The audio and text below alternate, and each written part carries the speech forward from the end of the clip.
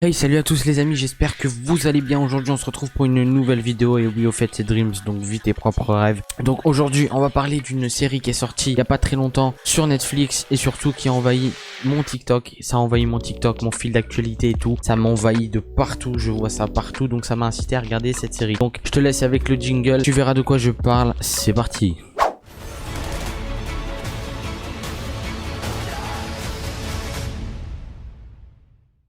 Avant toute chose, je tiens à préciser qu'il y aura quelques spoils, pas jusqu'à la fin de la série, parce que c'est pas mon intérêt de te spoil la série. Donc aujourd'hui on va parler de Squid Game qui est sorti le 17 septembre 2021 sur Netflix. C'est une série sud-coréenne réalisée et écrite par ce monsieur là, donc je ne dirai pas le nom parce que je ne sais pas le prononcer, je ne sais pas parler coréen ou autre, tu pourras te foutre de ma gueule, mais c'est la vérité. J'ai fait que espagnol LV2 et la première langue c'était l'anglais, donc voilà. On bat les couilles, frère. Donc la série se comporte de 9 épisodes en mettant en vedette le personnage principal que tu vois juste ici. C'est un gars qui a beaucoup de dettes, etc. Et que il va participer à un jeu pas très catholique, plutôt sanglant. Et ce sera un jeu de survie où il peut trouver la mort pour 45,6 milliards de won. Donc oui, au fur et à mesure des jeux, des morts surtout des morts, l'argent s'accumule et ça donne un total de 45,6 milliards de won. Je voulais te parler d'un manga qui est similaire à cette série. Je t'en parle tout de suite parce que sinon je vais l'oublier. Je vais t'en parler. Donc c'est Jeux d'enfants. Jeux d'enfants, qu'est-ce que c'est? Donc dans le tome 1, ça revient au même. Ce sont des étudiants qui vont participer à des jeux à leur insu, qui ne savent pas du tout pourquoi ils sont là, et ils vont participer à des jeux comme dans la série Squid Game. Plutôt pour le tome 1 à 1, 2, 3 soleil. Tu connais le principe de 1, 2, 3 soleil. De base, il y a quelqu'un qui compte et toi tu dois avancer et passer la ligne, on va dire passer devant lui pour pas perdre. En fait, de base, le principe du 1, 2, 3 soleil, c'est que tu comptes, tu te retournes, si t'as bougé, t'es éliminé, tu sors. Alors là, que ce soit dans Squid Game et dans Jeux d'enfants, tu bouges, t'es mort. Tout simplement, tu meurs. Donc c'est dans le tome 1 de Jeux d'enfants que je te montre encore à l'écran juste ici.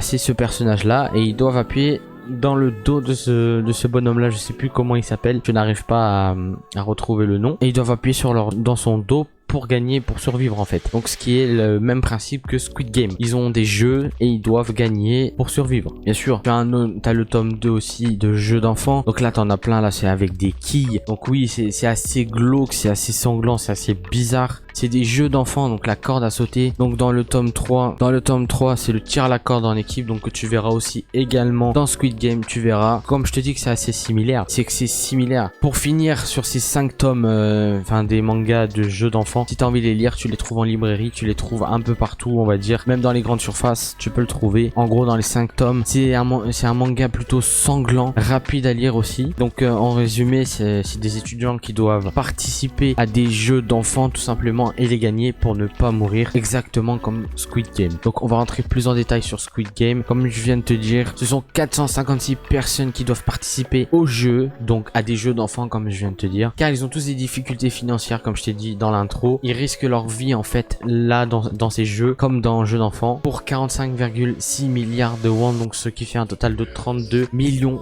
d'euros. C'est toute une organisation qui gère ça. Tu vas très vite comprendre à la fin de Squid Game parce que je vais pas te spoil qui dirige réellement cette organisation, avec des gars costumés en rouge, avec un masque noir, avec des carrés ronds, triangles. Ouais, tu vas comprendre le délire. Il y a un système de hiérarchie en fait, et un mec avec un masque noir, donc ce qui est le boss, donc le boss de ces personnes en rouge, mais il y a encore quelqu'un dessus et tu comprendras à la fin de Squid Game. Tu vas très vite comprendre. Donc dis-moi dans les commentaires si tu trouves les costumes de ces personnages stylés ou non. Donc ne jamais montrer ça à des enfants, sinon ils vont flipper, hein. Tu t'en doutes, et tu t'en douteras sûrement qu'il y aura une suite à cette série Squid Game, car je pense que ce n'est pas fini et que l'organisation va recommencer. Bien sûr, tu peux t'en douter, si la série elle fonctionne, ça va marcher. Il va y avoir une saison 2, peut-être une saison 3, peut-être faire comme à la Casa des Papel, des parties, etc. Donc si tu as aimé la série, si tu as aimé ce que je viens de t'expliquer, le contenu, même les petits jeux d'enfants que tu peux trouver en librairie, je t'invite à t'abonner si c'est pas déjà fait, à liker, à partager, à activer la cloche des notifications. Donc pour moi, Je te recommande cette série si tu aimes un peu les trucs un peu jeux d'enfant, un peu mystique, un peu horreur on va dire, parce que bah ils butent des gens de sang-froid. Et tu regardes cette série Squid Game que je te recommande fortement, parce que moi tout ce qui est glauque, mystique, etc. j'adore ça. Et tu peux aller la regarder. Si t'as Netflix, tu la regardes. Donc fonce sur Netflix pour regarder la série. On entend parler de partout sur TikTok, on entend même la musique, cette fameuse musique.